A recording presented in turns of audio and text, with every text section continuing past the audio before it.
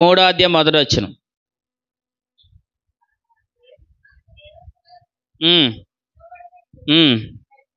అది ఈ మాట కంచి గట్టిగా చదవండి.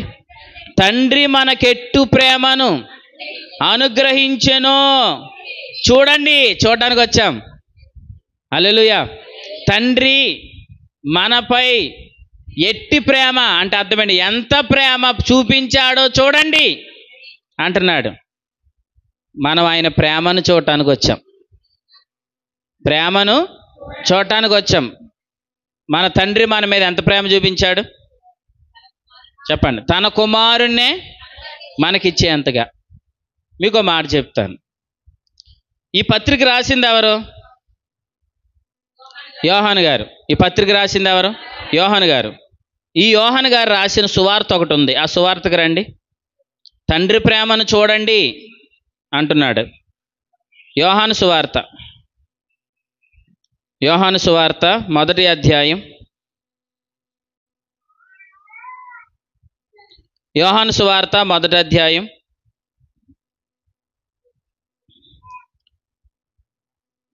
దేవుడు అనే ఉన్న చోట తండ్రి అని పెట్టి చదవండి.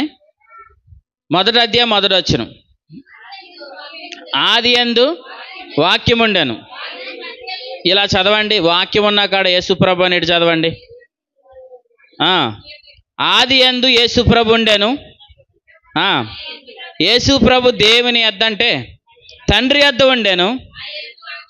యేసుప్రభు దేవుడై ఉండెను. ఆయన ఆది యందు తండ్రి యొద్ద ఉండెను. ఆది యందు ఆయన ఎక్కడున్నాడు అంటే తండ్రి యొద్ద ఎవరున్నారు? కుమారుడు ఉన్నాడు అనండి. ఆది యందు తండ్రి యొద్ద కుమారుడు ఉన్నాడు. ఎక్కడున్నాడు? ఇప్పుడు కిందకి చదవండి. 18వ వచనం. ఎవరు చెప్తారు? కావలసిన పదం చదవాలి. అది తండ్రి రొమ్మునున్నాడు. తండ్రి ప్రేమ ఎట్టిదో చూడుడి అని అన్నాడు యోహాను గారు. ఇదే యోహాను గారు తండ్రి ప్రేమ ఎట్టిదో చూడుడి అని చెప్తూ, ఇదే యోహాను గారు సువార్తలు ఏమి రాస్తున్నారంటే ఆదిలో నుంచే తండ్రి వద్ద యేసుప్రభు ఉన్నారు. ఆదిలో నుంచే తండ్రి వద్ద ఎవరున్నారు? యేసుప్రభు ఉన్నారు. ఎక్కడున్నాడు? ఇక్కడ రాయబడింది ఆయన రొమ్మునున్నాడు. ఆయన రొమ్మునున్నాడు అంటే ఆయన రొమ్మునున్న ఆయన ప్రియకుమారుణ్ణి, ఆయన ప్రేమించిన ప్రియకుమారుణ్ణి నీ కొరకు అప్పగించాడు. అది అర్థమైందా? ఆదిలోనే తండ్రి వద్ద తండ్రి రొమ్మునున్న తన ప్రియకుమారుని నీ కొరకు అప్పగించాడు. ఇది మనకు ఎలా అర్థమవుతుందంటే, ఈ యొక్క విషయం మనకు అర్థం కావడానికి లేవియకాండంలో ప్రభు ఒక సందర్భం రాయించాడు. లేవియకాండం తండ్రి తన కుమారుని ఇవ్వడానికి ఎంతగా ఆయన మనల్ని ప్రేమించాడో, మన గురించి ఆయన కుమారుని ఎలా విడిచిపెట్టుకున్నాడు అన్నది మనకు అర్థమవుతుంది. లేవియకాండం 22వ అధ్యాయం చూడండి. లేవియకాండం 22వ అధ్యాయం. లేవియకాండం 22వ అధ్యాయం 26వ వచనం. మరియు యెహోవా మోషేకి ఎలా సెలవిచ్చాను చూడండి. ఏమంటున్నాడు? దూడయే కానీ, గొర్రె పిల్లయే కానీ, మేక పిల్లయే కానీ పుట్టినప్పుడు దాన్ని ఏం చేయాలి? 7 దినాలు తన తల్లి రొమ్మునుంచాలి. ఎక్కడ ఉంచాలి? తల్లి రొమ్మునుంచాలి. ఉంచింది. అది 8వ నాడు మొదలుకొని అది యెహోవాకి ఏం చేయాలి? అర్పించేయాలి. ఎన్ని దినాలు తల్లి రొమ్మునుంచాలి? 7 దినాలనండి. 7 దినాలు తల్లి రొమ్ము నుంచి 8వ రోజున తల్లి రొమ్ము నుంచి బిడ్డను ఏరు చేయాలి. ఇప్పుడు చెప్పండి, తల్లికి ఎంత పెయిన్ ఉంటుందో చెప్పండి. మీరు యూట్యూబ్లో చూస్తున్నారా? అబ్బో, చూడకుండా ఉండరు అనుకోండి. ఒక తల్లి కుక్క పిల్లని తీసి ఒక వ్యక్తి ఏం చేస్తాడంటే కత్తి పెడతాడు. అప్పుడు ఆ కుక్క పిల్ల తల్లి ఏం చేస్తుందంటే వెళ్ళి ఆ కత్తికి అడ్డాడిపోయి కుక్క పిల్లని చంపనివ్వదు. చూసిన వాళ్ళు దేవుని స్తోత్రం చెప్పండి. చూడలేదు మీరు ఎవరో? దేవునికి స్తోత్రం. అంటే ఒక కుక్కే తన పిల్ల మీద కత్తి పడుతుంటే తల్లి ఏం చేస్తుంది చెప్పనా, వెళ్ళి దానికి అడ్డుపడిపోద్ది. చంపొద్దు సంపద్దు అని యజమానుడి చేతిలో ఉన్న కత్తిని నోటితో తీసేసుకుంటుంది, లాగేసుకుంటుంది. అంటే మీకు అర్థం అవడం చెప్తున్నాను. ఇప్పుడు 7 దినాలు తల్లి రొమ్మున ఒక దూడే కానివ్వండి, ఒక గొర్రెనే కానివ్వండి, తల్లి రొమ్మును ఉంచినప్పుడు 8వ దినాన ఆ బిడ్డ నుంచి తల్లిని వేరు చేస్తుంటే తల్లి పెయిన్ ఎలా ఉంటుంది చెప్పండి. అదే చెప్పాడు ప్రభు. 7 దినాలు తల్లి రొమ్మును ఉంచండి, 8వ రోజు ఆ బిడ్డను వేరు చేయండి. ఆ తల్లికి ఎంత పెయిన్ ఉంటుందో నా రొమ్మునున్న నా కుమారుని ఇవ్వడానికి కూడా నాకు అంత పెయిన్ ఉంటుందని చెప్పాడు. ప్రభుకి స్తోత్రం చెప్పండి. అంటే ఎంత పెయిన్ ఉంటుంది చెప్పండి, ఎంత బాధ ఉంటుంది. 7 దినాలు రొమ్మునున్నా చెప్పండి, బిడ్డని ఏరు చేస్తేనే ఈ తల్లి అంత బాధపడితే అసలు ఆది నుంచి తండ్రి రొమ్మునున్నవాడు మన ప్రభు. ఆది యందు యేసు ప్రభు ఉండెను, యేసు ప్రభు తండ్రి యొద్ద ఉండెను. అంటే ఆదిలో నుంచి తండ్రి రొమ్మున ఎవరున్నారు? యేసు ప్రభు ఉన్నాడు. దేవునికి స్తోత్రం. అంటే ఆయన రొమ్మునున్న ఆయన ప్రియకుమారుని మన కొరకు అప్పగించాడంటే ఎవరిని ఎక్కువ ప్రేమించాడు చెప్పాలి? ఎవరిని ఎక్కువ ప్రేమించాడు? మనలే ఎక్కువ ప్రేమించాడు. అంటే తండ్రి ప్రేమ ఎట్టిదో చూడుడి. హల్లెలూయా. మీకు ఆయన ప్రేమ అర్థమవును గాక. అర్థమైందా? ఆయన రొమ్మునున్న ఆయన ప్రియకుమారుణ్ణే ఇలా అన్నాడండి. ఏమన్నాడు తెలుసా? ఈయన మాట వినుడి, ఈయన యందు నేను ఆనందిస్తున్నాను అని అన్నాడు. ఈయన నా ప్రియ కుమారుడు అని అన్నాడు. నా ప్రియ కుమారుడు, ఈయన యందు నేను ఆనందిస్తున్నాను అని అన్నాడు. అటువంటి ఆయన ప్రియ కుమారుణ్ణే మన కొరకు ఆయన విడిచిపెట్టాడు. ఆయన ప్రియ కుమారునే మన కొరకు ఏం చేశాడు? విడిచిపెట్టాడు. చూడండి ఒకసారి యెషయా గ్రంథం 53వ అధ్యాయం. యెషయా గ్రంథం 53వ అధ్యాయం 10వ వచనం.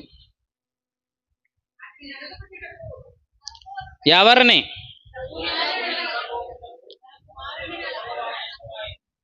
ఇప్పుడు బాగా చదవండి. ఆయన రొమ్మునున్న ఆయన కుమారుని నలగగొట్టుటకు యెహోవాకు ఇష్టమాయెను. నిజంగా ఏ తండ్రి అని ఒప్పుకుంటాడండి ఇలాగా? తండ్రి కుమారుని నలగగొట్టుటకు ఏ తండ్రికైనా ఇష్టమా? కాదు కదా. కానీ చెప్పండి, ఆయన ప్రియకుమారుడు, ఆయన రొమ్మునున్న ప్రియకుమారుని నలగగొట్టుటకు తండ్రికి ఇష్టమయ్యింది. ఎందుకు ఇష్టమయ్యింది? ఆయన నిన్ను ప్రేమించాడు కాబట్టి. హల్లెలూయా. అబ్బా ఎంత ప్రేమ చూడండి. ఆయన మనల్ని ప్రేమించాడు కాబట్టి ఆయన కళ్ళ ముందే ఆయన కుమారునే నలగగొట్టుటకు తండ్రికి ఏమాయను? ఇష్టమాయను. అంటే ఇప్పుడు కుమారుని అలా కొడుతుంటే ఇప్పుడు తండ్రి ఏం చేస్తున్నారు? ఆనందిస్తున్నాడా? ఆయన కుమారుణ్ణి ఆయన కళ్ళ ముందు కొడుతుంటే ఆయన ఏమైపోయాడు ఇప్పుడు చెప్పనా? ఆయన అలా మౌనంగా ఉండిపోయాడు. ఎందుకోసం? వినండి, మన కోసమే. మనలను ఆయన ప్రేమించాడు. మనలను ఆయన ప్రేమించాడు. నేను ఎలా చెప్తున్నాను? మనలందరినీ ఆయన హక్కును చేర్చుకోవాలనుకుంటున్నాడు. ఒక మాటలో చెప్పనా? మనలందరినీ ఆయన రొమ్మును చేర్చుకోవడం కొరకే. హల్లెలూయా. మనలందరినీ మనమందరం ఆయన రొమ్ముకి రావడానికే ఆయన రొమ్మునున్న కుమారుని మన కొరకు అప్పగించేశాడు. తండ్రి, మీ కుమారుని అంత కొడుతుంటే నీకేం బాధ అనిపించలేదా అని అడిగామనుకోండి, ఆయన ఏమంటాడు తెలుసా? ఆయన పొందిన గాయముల చేత మీకు స్వస్థత ఉంది కాబట్టి అంటాడు. ఆయన పొందిన గాయముల చేత మీకేముంది? స్వస్థత ఉంది. ఆ స్వస్థత మీకు కలగాలంటే నా కుమారుడు నలగొట్టబడాలి. ప్రభువా, నీ కుమారుడు అంత భారమైన సిలువ మోస్తుంటే నీకేం బాధ అనిపించలేదా అని అంటే ఆయన అంటాడు, మీ భుజముల మీద ఉన్న ఆ శాపం అనే భారం పోవాలంటే నా కుమారుని భుజం మీద ఆ భారం ఉండాలి. ప్రభుకి స్తోత్రం. నీ కుమారుని తల మీద అంత భయంకరమైన ముళ్ళ కిరీటం పెట్టేస్తుంటే నీకేం బాధ లేదా ప్రభువా? నీకేం బాధ లేదంటే ఆయన ఏమంటాడు? ఒకరోజు మీ తల మీదకి ఆ జీవ కిరీటం రావాలంటే చెప్పండి, నా కుమారుని తల మీదకి ఈరోజు ముళ్ళ కిరీటం ఉండాలి. అంటే ఈ రోజున ఆయన అనుభవించే ప్రతి బాధకి, ఆయన అనుభవించిన ప్రతి దెబ్బకి కూడా ఒక కారణం ఉంది. అది మన మేలు కొరకే. దేవునికి స్తోత్రం. అంటే ఆయన కుమారుని ఇవ్వడం వెనకాల ముఖ్య ఉద్దేశం ఏంటంటే మనలందరినీ కూడా ఆయన ఏం చేయాలనుకున్నాడు? ఆయనకు రొమ్ముని చేర్చుకోవాలనుకున్నాడు. తండ్రి రొమ్మునున్న కుమారుడు అనే వచనం ఎక్కడ చదివాం? చెప్పాలి అందరూ. యోహాను సువార్త 1వ అధ్యాయంలో చదివాం. ఇప్పుడు ఆయన కుమారుడు అర్పించబడ్డాడు కాబట్టి చెప్పండి, మనమందరం ఇప్పుడు ఎక్కడికి వచ్చాం? ఆయన రొమ్ము దగ్గరికి వచ్చాం. మనం అంటే ఎవరు? సంఘం. సంఘం ఇప్పుడు ఎక్కడికి వచ్చింది? ఆయన రొమ్ము దగ్గరికి వచ్చింది. ఇది చూడండి, ఆ మాట ఉందా? యోహాను సువార్త 13వ అధ్యాయం. యోహాను సువార్త 13వ అధ్యాయం.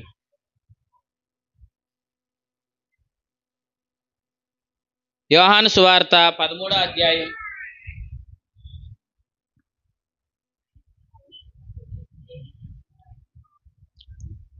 23 చదవండి.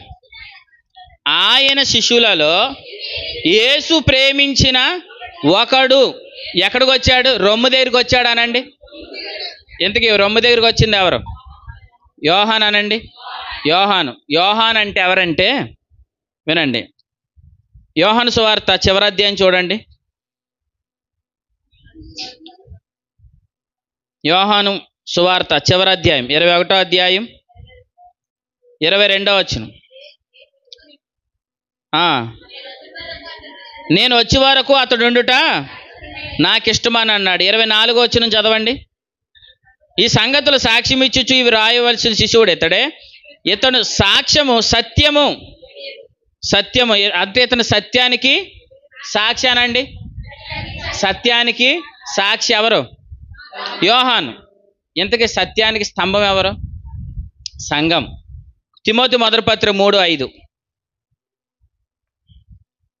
తిమోతి మొదటి పత్రిక 3:5 చదవండి.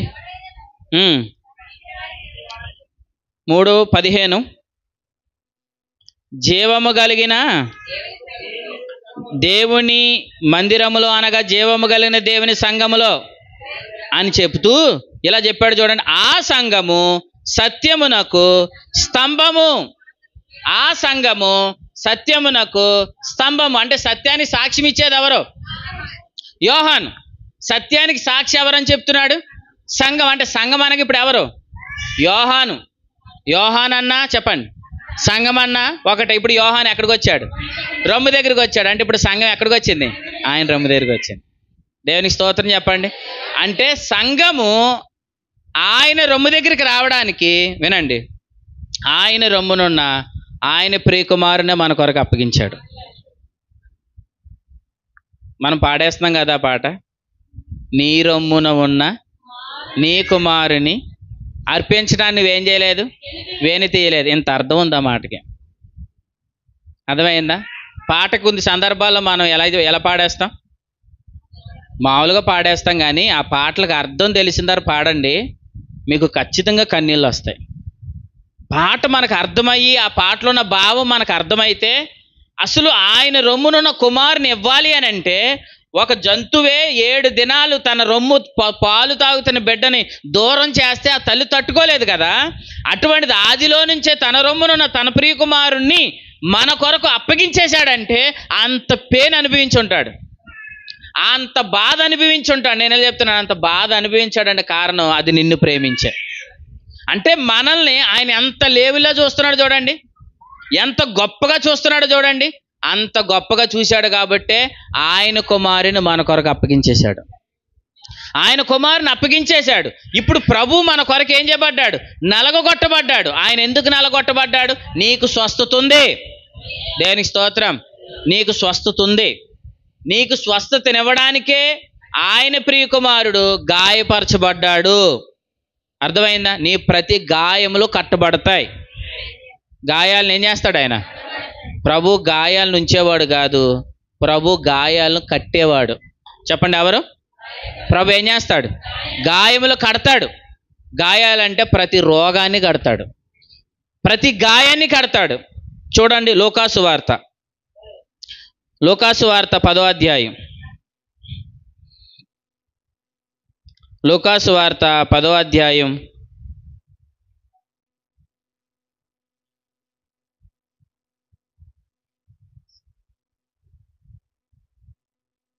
లూకాసు వార్త 10వ అధ్యాయం 32 34. అతనిని చూచి అతని మీద జాలిపడి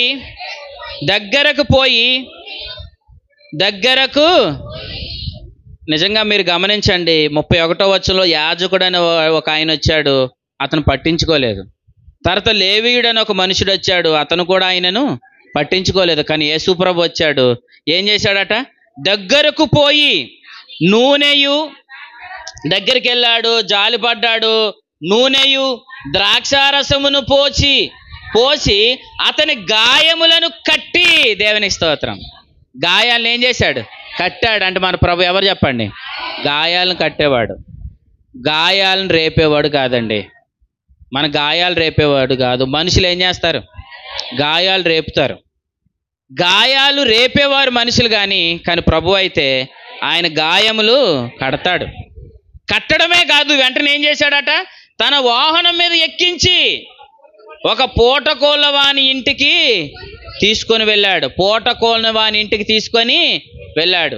గాయాలు కట్టాడు. తర్వాత ఏం చేశాడు? వాహనం మీద ఎక్కించాడు. గాయాలు కట్టాడు, వాహనం మీద ఎక్కించాడు, పూటకోళ్ళవాని ఇంటికి తీసుకొని వెళ్ళాడు. వెళ్ళి ఏం చేశాడు? 35వ వచనం, మరనాడు అతడు 2 దేనారములు తీసి ఆ పూటకోళ్ళవానికి ఇచ్చి, ఇతని పరామర్శించుము, నువ్వింకా ఏమైనా ఖర్చు చేసిన ఎడల ఇదిగో నేను మరలా వచ్చినప్పుడు అది నీకు తీర్చేదనని అతనితో చెప్పి పోయెను. దేవునికి స్తోత్రం. అంటే ఇప్పుడు ఆ వ్యక్తిని ఏం చేశాడు ప్రభు? గాయాలు కట్టాడు. కట్టి ఏం చేశాడు? వాహనం మీద ఎక్కించుకున్నాడు. వాహనం మీద ఎక్కించి ఎక్కడ తీసుకొచ్చాడు? పూటకోని వాళ్ళ ఇంటికి తీసుకొచ్చాడు. ఎక్కడుంది ఆ పూటకోళ్ళ వాని ఇల్లు? సంఘం. మిమ్మల్ని ఆయన తీసుకొచ్చాడండి సంఘంలోనికి. సంఘంలోనికి ఆయనే తీసుకొచ్చాడు మనల్ని. మనం రాలా. మీకు ఈ సత్యం అర్థమవును గాక. సంఘంలోనికి ఆయన తీసుకొచ్చాడన్న సత్యం మీకు అర్థమైతే దేవుడు మిమ్మల్ని ఎంత సేఫ్టీ ప్లేస్కి తీసుకొచ్చాడో మీకు అర్థమవుతుంది. అంటే ఇక్కడ పూటకూలువాని ఇంటికి ఏమి ఇచ్చాడు? 2 దేనారాలు ఇచ్చాడు. ఎందుకు? ఆయన వచ్చేంత వరకు ఇప్పుడు ఆ గాయపరచబడిన వ్యక్తిని ఇప్పుడు ఈ వ్యక్తి ఏం చేయాలి? ఆ పూటగోలవాని ఇల్లు ఆ వ్యక్తి ఏం చేయాలి? పోషించాలి. మిగిలిన ఆ బలహీనత లేదా మిగిలిన గాయాలు ఏదైతే ఉన్నాయో ఆయన వచ్చేంత వరకు ఏం చేయాలి? పోషించబడాలి. ఇప్పుడు ఎలా చెప్పండి? ఇప్పుడు ఆ ఇల్లు ఈ వ్యక్తికి పోషించబడే ఇల్లానండి. ఆ ఇల్లు ఆ వ్యక్తిని పోషించే ఇల్లు. ఇప్పుడు ఆ ఇల్లుకి ఆ వ్యక్తి అలా ఏం చేయాలి? ఇంట్లోనే ఉండాలా, బయటకు వెళ్ళాలా? ఇంట్లో ఉంటే ఆ వ్యక్తికి క్షేమం. ఎందుకు? ఆ వ్యక్తికి ఎంత కావాలో అంత కూడా ఇంట్లో ఉంది. ఇంకా బయటికి చూడవలసిన పని ఏమీ లేదు. నేను ఎలా చెప్తున్నాను? నీకేం కావాలో, ఎంత కావాలి, ఏం కావాలి, నీకు సమస్తము కూడా సంఘానికి అప్పగించి వెళ్ళాడు. సంఘంలో ఉన్నాయి, సమస్తం సంఘంలో ఉన్నాయి. ఎందుకంటే వినండి, సంఘం అంటే ఏంటనుకుంటున్నారు? సామాగ్రి గల గది అనండి. ఆ మాట ఉంది బైబిల్లో. యోహాను సువార్త 13వ అధ్యాయంలో ఆ మాట ఉంటుంది చూడండి. ఆ ఇంటి నిండా సామాగ్రి ఉండి అని ఉంటుంది చూడండి. చూడాలి ఎవరు దొరికిందా మాట.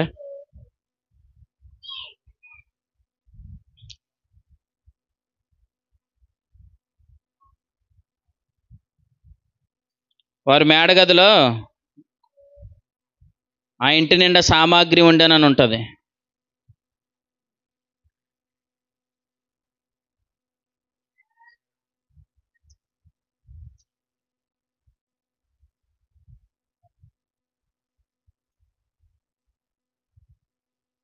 పదమూడో అధ్యాయం కానీ 14వ అధ్యాయంలో కానీ ఆ మాట ఉంటుంది చూడండి. ఆ ఇంటిలో సామాగ్రి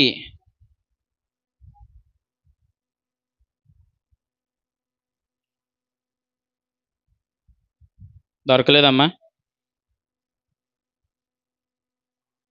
అన్న, ఏం దొరకలేదా?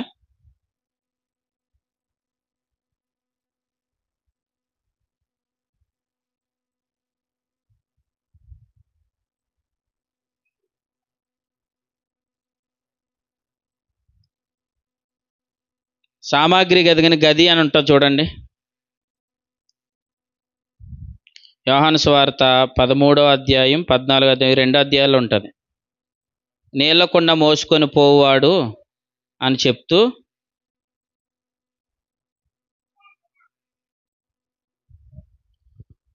సామాగ్రి గది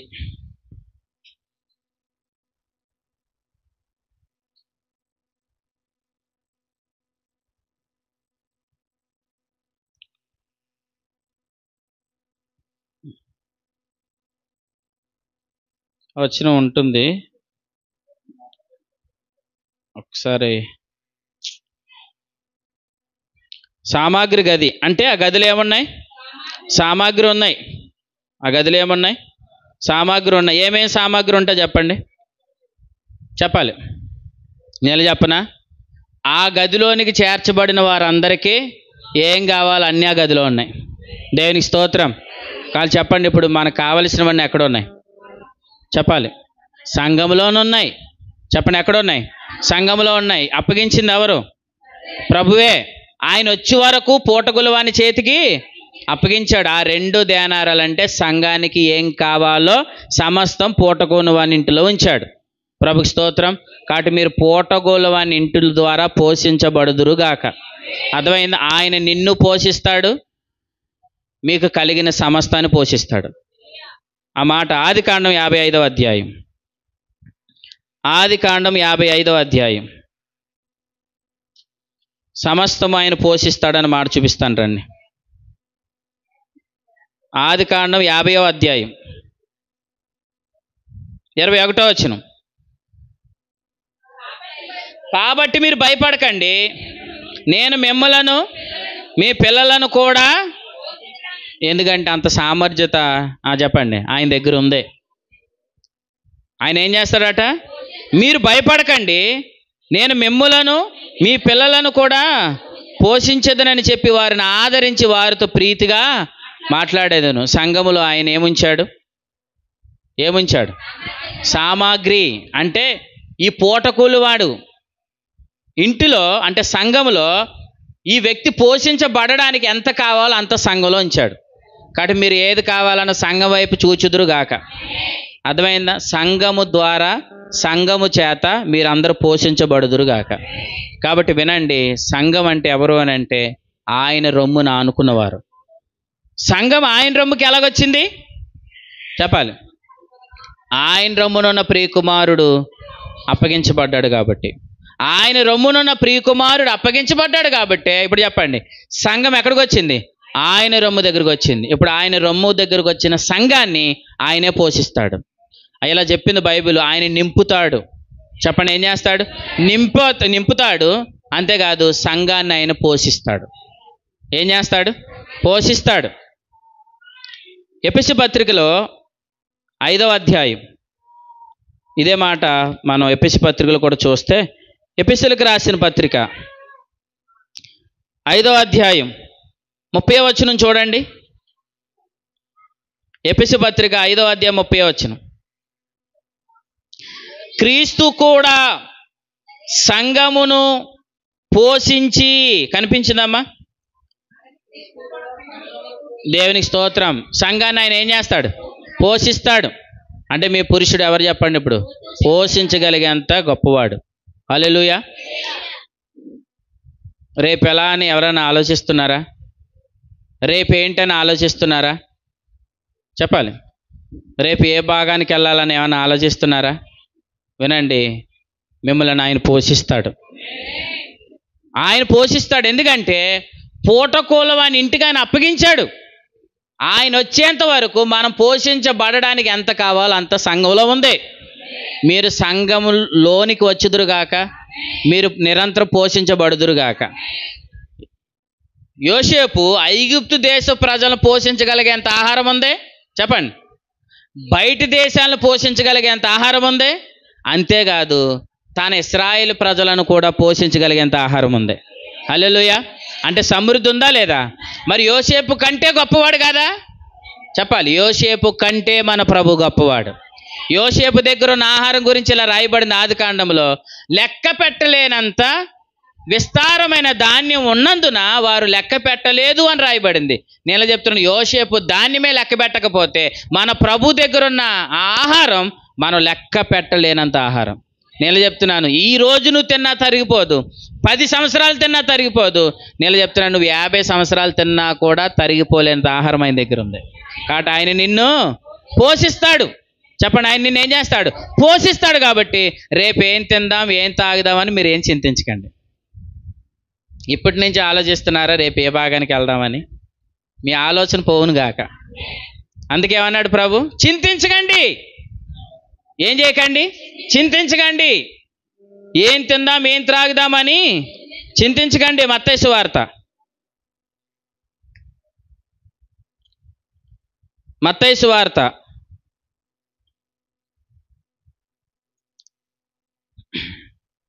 సువార్త 6వ అధ్యాయం 31వ వచనం చూడండి. కాబట్టి ఏమి తిందుము, ఏమి త్రాగుదుము, ఏం ధరించుకోవాలని మీరు చింతించకండి. ఎందుకంటే అన్యజనులు వీటి విషయంలో విచారిస్తారు. అన్యజనులు అంటే ఎవరు?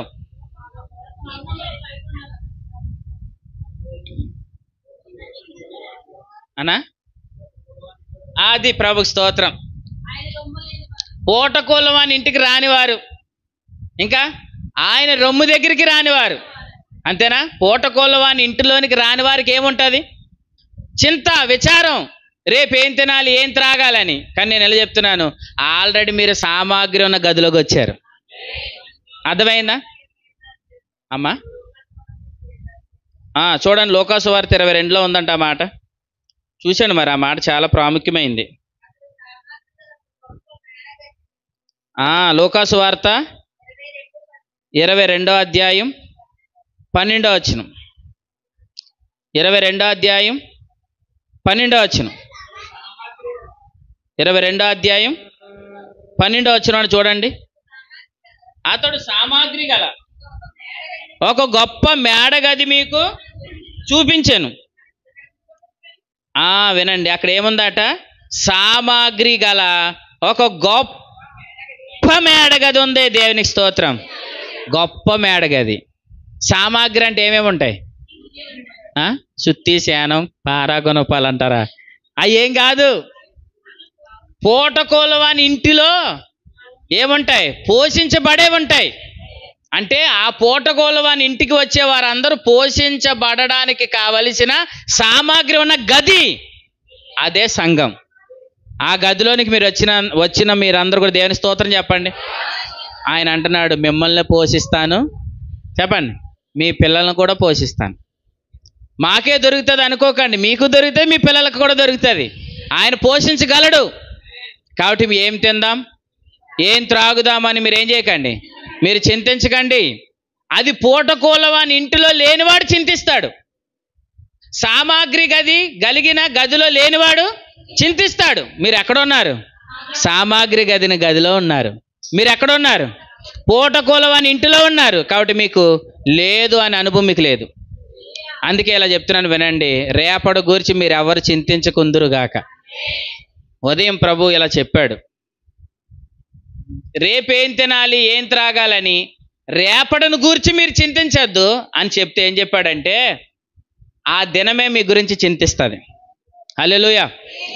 మనం దినాలు బట్టి చింతించాలా, దినమే మన కొరకు చింతించాలా? చెప్పాలి అందరూ. దినమే మీ కొరకు చింతించాలి. రేపు కృపమ్మకి నేను ఏ ఆహారం పెట్టాలని దినం ఆలోచించాలి. అంటే రోజులు మన కొరకు ఆలోచించాలి. సాల్మానికి ఏ ఫుడ్ పెట్టాలని ఏం ఆలోచించాలి? దినాలు ఆలోచించాలి. కానీ మనుషులే దినాల కొరకు చింతిస్తున్నారు, రేపేం తినాలి, రేపేం త్రాగాలని. కానీ ప్రభు చెప్తున్నాడు, మీరేం చింతించకండి, మీకేం కావాలో అన్నీ నేను సంఘంలోనే ఉంచేశాను. ఈ సంఘం ఇది మేడగది, గొప్ప మేడగది, సామాగ్రి కలిగిన గొప్ప మేడగది. మీరు పోషించబడతారు. మీరు తినడానికి రండి చాలు. ఎందుకు రావాలి? మీరు తినడానికి రండి, సమృద్ధిగా తినెళ్ళండి. తినడానికి రండి, చెప్పండి, సమృద్ధిగా తినెళ్ళండి. మరి అయిపోద్దేమోనండి, మీరు ఎంత తిన్నా ఇంకా 12 గంపలే మిగులుతుందండి. 5,000 మంది తినినాను 12 గంపలే మిగిలింది. నేను చెప్తున్నాను, మీరు ఎంత తిన్నా ఇంకా మిగులుతూనే ఉంటారు. హల్లెలూయా. కాబట్టి ఆయన వచ్చే వరకు సంఘములో ఆహారం ఉంటుంది. ఎందుకంటే సంఘం ఆయనది, ఆయన రొమ్మునున్నది ఆయన సంఘం. కాబట్టి వినండి, సంఘాన్ని ఆయన పోషిస్తాడు, మిమ్మల్ని అందరిని ఆయన పోషిస్తాడు. కనుక రేపేం తిందామని మీరు ఎవరేం చేయకండి, చింతించకండి. సమస్త ఎవరు చూసుకుంటారు? చూసుకుంటాడో చూసుకోడా? నేను చివరిగా మాట చెప్తున్నాను. ఇప్పుడు దేవుడు ఆయన కుమారుని మనకి ఇచ్చేశాడా? ఇచ్చాడా లేదా? ఆయన కుమారుని మనకి ఇచ్చేశాడు కదా. ఇప్పుడు మాట చెప్తున్నాను వినండి. మనం ఏ విషయంలో ఇబ్బంది పడుతున్నామో ప్రతి విషయంలో దేవుడు మనకు సమాధానం ఇవ్వగలడా ఇవ్వలేడా? ఎలా చెప్తున్నారు మీకు? చెప్పాలి, ఏమనుకుంటా చెప్పండి. ఇప్పుడు మీరు ఎదుర్కొంటున్న సమస్య ఒకటి ఉందండి, లేదంటే మీరు ఎదుర్కొంటున్న ఒక ఇబ్బంది ఉంది, దాని విషయంలో మీరు ఇబ్బంది పడుతున్నారు. ఈ విషయంలో కూడా దేవుడు నాకు విడుదలిస్తాడు, ఈ విషయంలో కూడా సమస్తాన్ని దేవుడు నాకు అప్పగిస్తాడు అని ఒక ధైర్యం మీకు దేని బట్టి కలిగింది? చెప్పాలి. ఎక్కడి నుంచో ఒక ఆన్సర్ వచ్చింది. జాను, నువ్వు గట్టిగా చెప్పు, నువ్వేం చెప్తా అది చెప్తావు అనుకున్నది సత్య. ఆయన కుమారుని నీకు ఇచ్చాడు కాబట్టి సమస్తం ఇస్తాడని ధైర్యం వచ్చింది. చెప్పు సత్య ఈసారి. మరి చూసావు కదా మరి జాన్ ఏం చెప్తా అని. చెప్పమ్మా ద్వారక. దేవునికి స్తోత్రం. ఇంకా చెప్పాలి రాహేల్ గారు. మీకు సమస్తం దేవుడు ఇస్తాడని మీకు ధైర్యం ఉందా? ఉంది. ఎలా? దేని బట్టి చెప్తారు? ఆయన కుమారుణ్ణే మన కొరకు ఇచ్చేశాడు కాబట్టి. హల్లెలూయా. ఆ మాట నా సొంత మాట కాదు, అది బైబిల్లోనే ఉంది. రండి, రోమాపత్రిక 8వ అధ్యాయం. రోమీలకు రాసిన పత్రిక 8వ అధ్యాయం. ఆయన సమస్తము అప్పగిస్తాడు.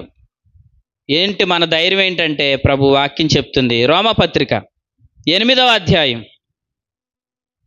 32వ వచనం చూడండి. ఇది మీకు ధైర్యంగా కలుగును గాక. ఈ మాట విన్న తర్వాత మీకు ధైర్యం వచ్చును గాక.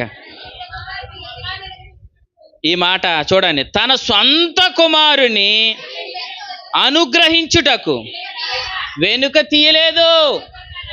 అబ్బా, నీ కొరకు ఆయన కుమారుని ఇవ్వడానికి ఆయన వెనుకకు తీయలేదు.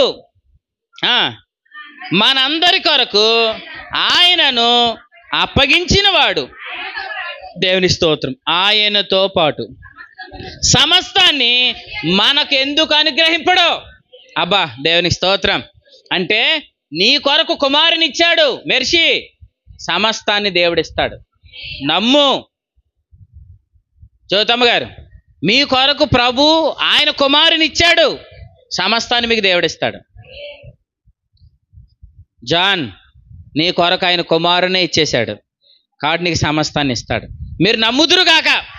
కాబట్టి ఈ ధైర్యంతో బ్రతికేయండి. ఏంటో చెప్పనా? నా కొరకు ఆయన కుమారునే ఇచ్చేసిన వాడు నాకు సమస్తము ఇస్తాడు. సమస్తం ఇస్తాడనండి.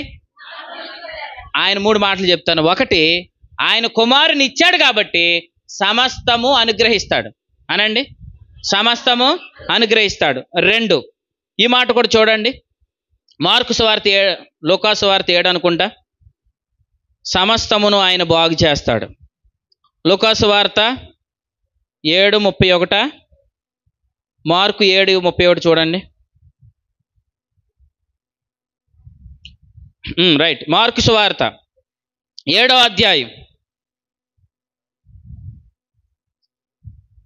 మార్కు సువార్త 7వ అధ్యాయం 37. దేవునికి స్తోత్రం. సమస్తాన్ని ప్రభు బాగు చేస్తాడు అనండి. సమస్తము ప్రభు. సమస్తం అంటే ఏమేమి పెడతారు? సమస్తం అంటే ఏమేమి పెడతారు? మీ చదువు, మీ ఉద్యోగం, మీ వ్యాపారం, మీ కుటుంబం, మీ భర్త, మీ పిల్లలు, సమస్తాన్ని ప్రభు బాగు చేస్తాడు. మీరు నమ్ముదురు గాక. నీ భర్తను బాగు చేస్తాడు, బాగు చేయను గాక. మా భార్యను బాగు చేయాలనుకున్న వాళ్ళు కూడా అది కూడా నెరవేరును గాక. నా భర్త బాగుపడాలి, అది కూడా నెరవేరును గాక. మా పిల్లలు బాగుపడాలి, అది కూడా నెరవేరును గాక. ప్రభు ఏం చేస్తాడు? సమస్తము బాగు చేస్తాడు. సమస్తము అనుగ్రహిస్తాడు. చెప్పండి 2. సమస్తము బాగు చేస్తాడు. బాగు చేసి ఏం చేస్తాడు చెప్పనా? బాగు చేసిన ఆ సమస్తాన్ని చేతికి అప్పగిస్తాడు. హల్లెలూయా. రండి, ద్వితీయోపదేశకాండం ద్వితీయోపదేశకాండం. ఆయన బాగు చేస్తాడు, బాగు చేసిన సమస్తాన్ని నీ చేతికి అప్పగిస్తాడు. చూడండి, ద్వితీయోపదేశకాండం 2వ అధ్యాయం 36వ వచనం. ద్వితీయోపదేశకాండం 2వ అధ్యాయం 36వ వచనం చివరి లైన్ చూడండి. మన దేవుడైన యెహోవా అన్నిటినీ నీకు అప్పగించును. హల్లెలూయా. సమస్తము బాగు చేసి నీకు అప్పగిస్తాడు. అప్పగించునుగాక. ఒక తల్లి ఏడుస్తుందండి. తన కుమారుడు చనిపోయాడు. తన కుమారుని పాడి మీద తీసుకొని వెళ్ళిపోతుంటే ఆ తల్లి వెనకాల ఒక్కడే కుమారుడు అని రాయబడింది. ఒక్కడే కుమారుడు. రెండోది, ఆమెకు భర్త కూడా లేడు. మరి ఇప్పుడు ఆ కుమారుడి మీద ఎంత ప్రేమ ఉంటుంది? చాలా ప్రేమ ఉంటుంది కదా. ఇప్పుడు ఆ కుమారుడి చనిపోతే పాడి మీద తీసుకొని వెళ్ళిపోతుంటే వెనకాల తన తల్లి రొమ్ము కొట్టుకొని ఏడుస్తూ వస్తుంది వెనకాల. వినండి, ఆ సంఘటన యేసు ప్రభు చూశాడు. మృతుడైపోయాడు, చచ్చిపోయాడు ఆ కుమారుడు. యేసు ప్రభు చూశాడు. యేసు ప్రభుకున్న గొప్పతనం ఏంటంటే పాడైన దాన్ని సమస్తాన్ని బాగు చేస్తాడు. బాగు చేసిన దాన్ని చేతికి అప్పగిస్తాడు. ఇప్పుడు ఏం చేయాలి యేసు ప్రభు? బిడ్డను బాగు చేయాలి. చెప్పండి, బిడ్డను బాగు చేయాలి. ఆ బిడ్డను తల్లికి, అది తల్లిదండ్రులకు అప్పగించే బాధ్యత అండి ప్రభుది. రైట్, ప్రభుకి స్తోత్రం. ఆ మాట ఎక్కడుంది చూడండి. లూకాసు వార్త 7వ అధ్యాయం అనుకుంటా చూడండి. లూకాసు వార్త 7వ అధ్యాయం.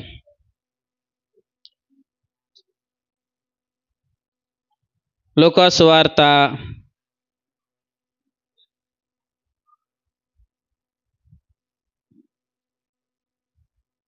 7వ అధ్యాయం 11వ వచనం. వెంటనే ఆయన నయీనను ఒక ఊరికి, అంటే ఈయన వెళ్తుండగా ఆయన శిష్యులను బహుజన సమూహం ఆయనతో కూడా వెలుచుండిరి. ఆయన ఆ ఊరి గవిని వద్దకు వచ్చినప్పుడు చనిపోయిన ఒకడు వెలుపటకు మోసుకొని పోతున్నారు. అంటే ఎక్కడ తీసుకెళ్ళిపోతున్నారు? సమాధి దగ్గరికి తీసుకొని వెళ్ళిపోతున్నారు. లూకాసు వార్త 7వ అధ్యాయం 11 అమ్మ చూడండి, తర్వాత చదవండి.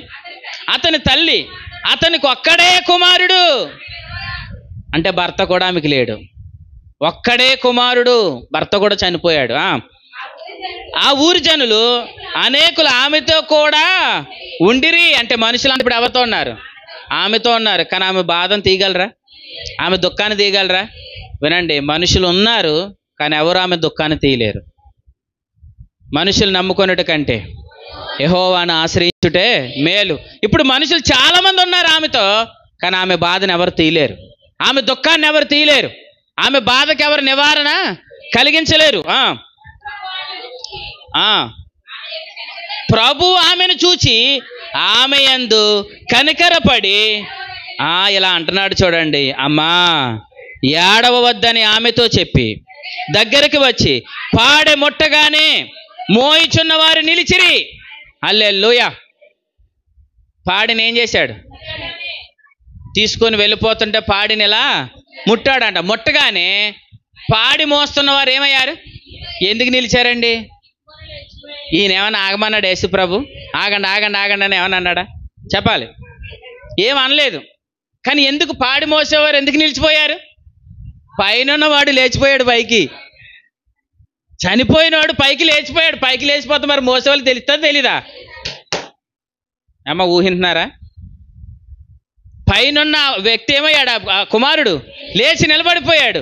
ఇప్పుడు ఈ పాడి మీద ఉన్న వాళ్ళకి తేలికైపోయింది పాడి. అప్పుడు వెంటనే ఏం చేశారట వాళ్ళు? నిలిచిరి. ఆయన చిన్నవాడా లెమ్మని నీతో చెప్పుచున్నాననగా ఆ చనిపోయిన వాడు లేచాడు, కూర్చున్నాడు, మాట్లాడసాగుతున్నాడు. దేవునికి స్తోత్రం. మాట్లాడసాగుతున్నాడా? ఆయన అతనిని, దేవునికి స్తోత్రం, బాగు చేశాడు, తన తల్లికి అప్పగించాడు. బాగు చేశాడు, తల్లికి అప్పగించాడు. ప్రభు ఎవరు అని అంటే వినండి, ఆయన బాగు చేస్తాడు, సమస్తాన్ని అప్పగిస్తాడు. నేను చెప్తున్నాను, ఏది ఈరోజు ఏదైతే పాడైందో వినండి, అది రోగమైనా బాగు చేస్తాడు. అది ఏ సమస్య అయినా, అది ఏ ఇబ్బంది అయినా వినండి. రే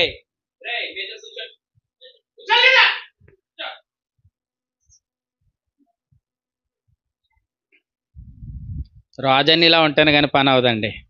ర్యామ్సన్ వాళ్ళ పిల్లలు అన్నీ ఒక కేకేతను గడగల్లా ఆడిపోతున్నారు. అలా ఆడిపోయి ఆ లోపల చెత్తలు తీసుకెళ్ళి బయటపడేస్తారు.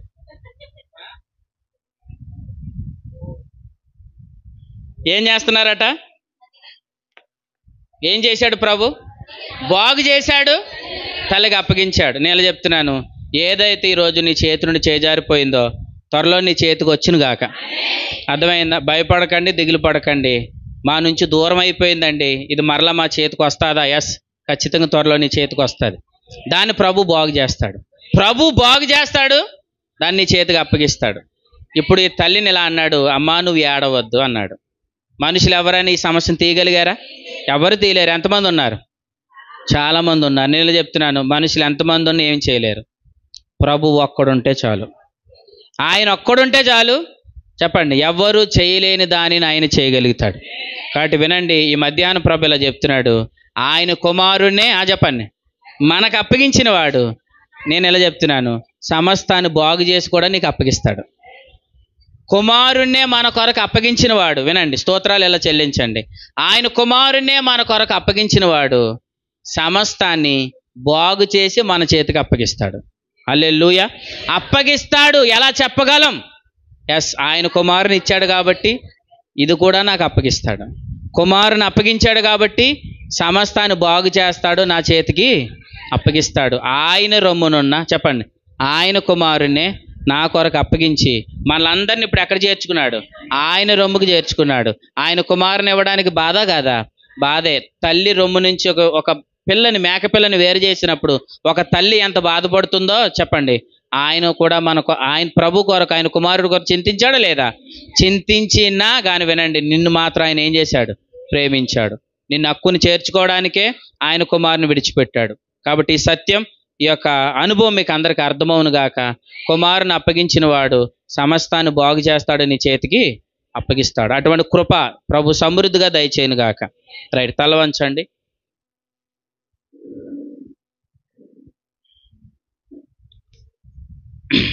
అందరూ మోకరించండి. ప్రభు ఈ మధ్యాహ్నం ప్రభు నాతో మాట్లాడారు అని అన్నవారు హృదయపూర్వకంగా ప్రభుని స్తుతించండి. అందరూ మోకరించండి అవకాశం ఉన్నవారు. ప్రభువా, నువ్వు నాతో మాట్లాడినందుకు మీ స్తోత్రాలు. మీరు అప్పగించిన మంచి పదార్థమును బట్టి మీ స్తోత్రాలు.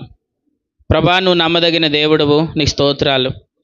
ప్రభువా, నన్ను మీరు ప్రేమించారు. నన్ను మీరు ఎంత ప్రేమించారో నాయనా మీరు మాకు కనుపరుస్తున్నారు, మీకు స్తోత్రాలు. తండ్రి ప్రేమ ఎట్టిదో చూడుడి అని మీరు చెప్పారు. అవును ప్రభా, తండ్రి సిద్ధపాటు చేసిన నాయనా మీ బల్ల దగ్గర అయ్యా మీరు మమ్మల్ని ఎంత ప్రేమించారో మేము చూస్తున్నాం. మీరు మమ్మల్ని ఎంత ప్రేమించారో మేము ఎరుగుతున్నాం. ప్రభా నాయనా, మీరు మమ్మల్ని ప్రేమించారు. నీ రొమ్మునున్న నీ ప్రియకుమారునే మా కొరకు మీరు అప్పగించారు. 7 దినములు తల్లి రొమ్మున ఆ మేకపిల్లను ఉంచిన తర్వాత 8వ నాడు దాన్ని అర్పించాలని చెప్పావు నాయన. ఆ తల్లి ఆ బిడ్డ దూరం అవుతున్నప్పుడు ఎంత విలవిలలాడుతుందో ప్రభువా నాయన. నీ రొమ్మునున్న నీ ప్రియకుమారుని మా కొరకు అప్పగించినప్పుడు మీరు ఎంత బాధ అనుభవించారో మాకు అర్థమవుతుందయ్యా. కానీ ఇంత బాధకి కారణం నువ్వు నన్ను ప్రేమించావు నాయన. ఇంత బాధకి మూలం నువ్వు నన్ను ప్రేమించావు నాయన. నన్ను నీ రొమ్మును చేర్చుకోవడం కొరకు, నన్ను ప్రేమించి అయ్యా నా జీవితాన్ని బాగు చేయడం కొరకు, అయ్యా నాకు నెమ్మదివ్వడం కొరకు ప్రభా నాయన నీ రొమ్మునున్న నీ ప్రియకుమారుని ప్రభా నా కొరకు అప్పగించారు. నన్ను నీ రొమ్మును చేర్చుకున్నారు.